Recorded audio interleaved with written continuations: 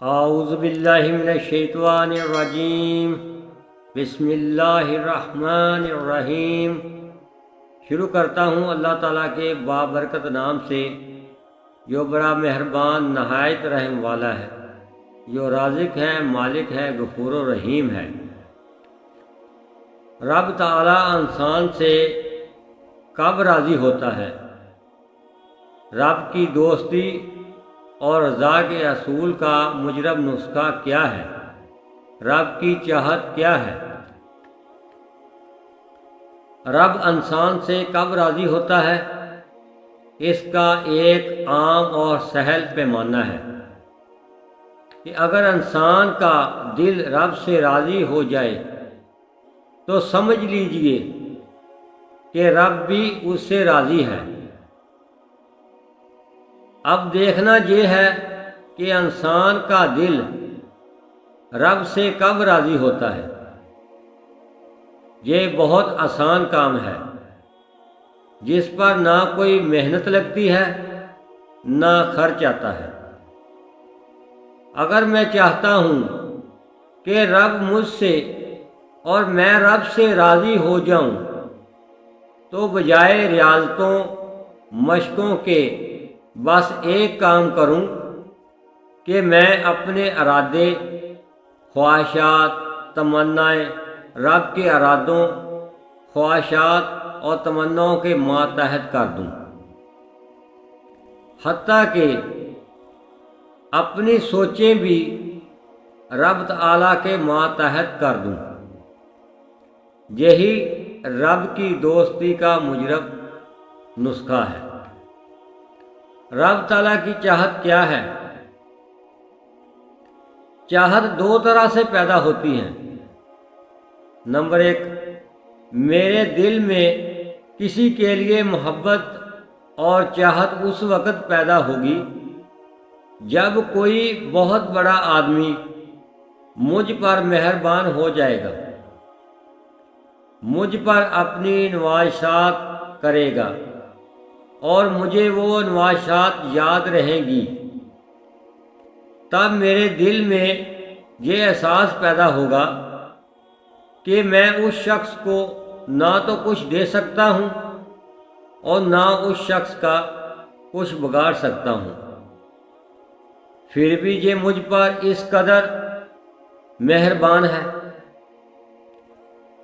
یہ احساس اور جذبہ ہی میرے دل میں اس شخص کے لیے پیار پیدا کرے گا۔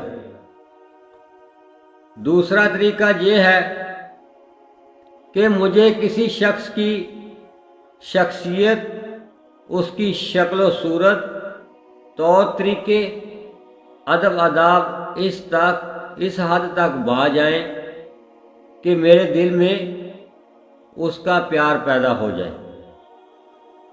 بائنیاں رب کے ساتھ ہمارا پیار پیدا ہوتا ہے۔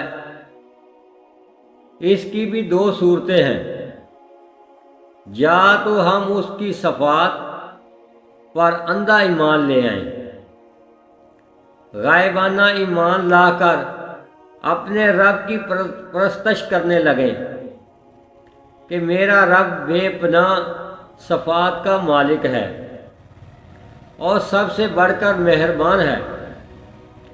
رب کے ساتھ پیار کی ایک صورت یہ ہے کہ مجھے یہ ادراک ہونے لگے کہ میں اس قدر حقیر ہوں کہ رب کے سامنے ایک ذرے سے بھی کم تر ہوں، اور رب تعالیٰ اتنی قوت والا اور بے نیاز ہونے کے باوجود مجھے بغیر کسی لالچ کے پال رہا ہے۔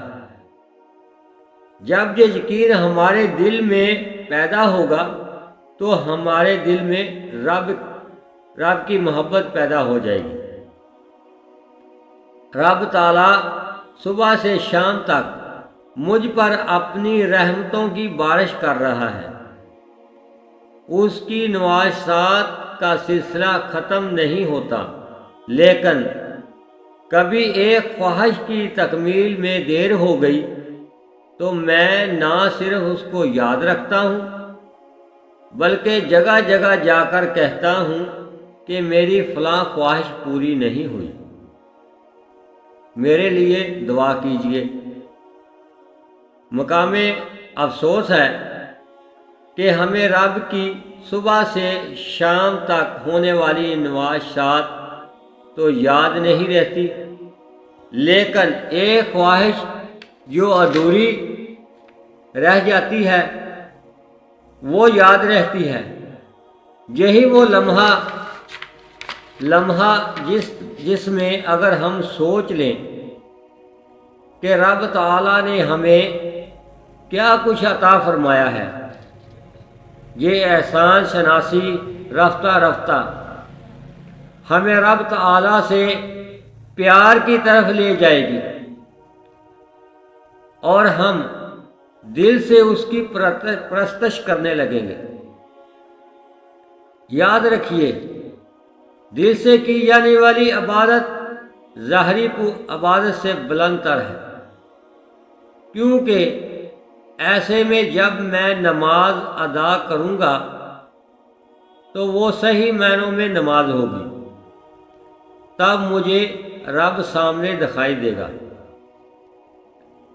دوسری صورت خوف کی ہے کہ اگر میں رب تعالیٰ کے قہار و جبار ہونے سے خوف زدہ ہو گیا تو میرا ہر کام پیار کی وجہ سے نہیں بلکہ اس کے ڈنڈے اور سزا کے ڈر سے ہوگا۔ جب ہم کسی کام کو محض فرض سمجھ کر یا سزا کے خوف کے تحت کرتے ہیں تو فرض ادا ہو جائے گا، لیکن اس میں محبت کا عنصر نہیں ہوگا۔ اگر رب تعالیٰ کی محبت ہمارے دل میں پیدا ہو جائے گی تو دل سے خوف رخصت ہو جائے گا اور محبت اس کی جگہ لے لے گی۔ جب دل میں رب تعالیٰ کی محبت پیدا ہو جاتی ہے تو انسان رب کی ناراضگی سے ڈرنے لگتا ہے، کیونکہ محبوب کی ناراضگی انسان سے برداشت نہیں ہوتی۔ پھر وہ رب تعالیٰ کی ہر بات بہت جذبے سے مانتا ہے، اس کی اطاعت بہت جذبے سے کرتا ہے، کیونکہ اسے اپنے رب اپنے محبوب کی ناراضگی کسی صورت قبول نہیں ہوتی۔ لہذا ضروری ہے کہ جب بھی ہماری کوئی خواہش پوری نہ ہو تو ہم لا حول ولا قوت الا باللہ پڑھیں، اللہ کی نعمتوں کی بارش کو یاد کریں، زیادہ نہیں تو کم از کم صرف اتنا ہی سوچ لیں کہ صبح سے اب تک ہم نے کتنی بار سانس لیا اور کس قدر آکسیجن ہمیں بغیر کسی مشقت کے ملتی رہی۔ کاربن ڈائی آکسائڈ خارج کرنے سے ہم نے رب تعالیٰ کی کائنات کا ماحول آلودہ کر دیا، لیکن یہ بھی تو رب کی رحمت ہے کہ وہ اس کی کوئی پوچھ گچھ ہم سے نہیں کرے گا۔ جب ہم رب کی رحمتوں کو یاد رکھیں گے تو ہمارے اندر احسان مندی اور شکر گزاری پیدا ہوگی، اور رفتہ رفتہ یہ شکر گزاری اللہ سے محبت میں بدل جائے گی۔ اللہ پاک ہمیں اچھا راستے پر چلنے کی توفیق عطا فرمائے، آمین ثم آمین۔